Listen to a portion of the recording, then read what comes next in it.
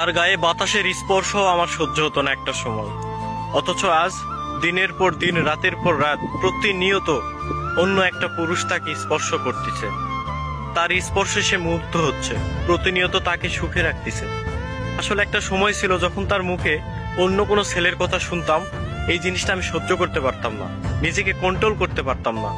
অথচ আজ সেই জিনিসটাই কিন্তু আমাকে সহ্য করতে হচ্ছে। সে প্রতিনিয়ত সুখে আছে অন্য কারো বুকে, অন্য কারো স্পর্শে সে তার সুখ খুঁজে পায়, অথচ সেগুলো কিন্তু আজ নীরবে আমাকে সহ্য করতে হচ্ছে। আসলে ভাই, এই অনুভূতি আমি বোঝাতে পারবো না। চোখের সামনে নিজের প্রিয় মানুষটি যখন অন্য কারো হয়ে যায়, অন্য কেউ যখন তাকে স্পর্শ করবে কিংবা স্পর্শ করে, আসলে এই অনুভূতি আমি আপনাকে বলে বুঝাতে পারবো না। যার যায় সেই বোঝে ভাই। এই অনুভূতি একমাত্র সেই বুঝবে যার গেছে, তাছাড়া কেউ বুঝবে না ভাই।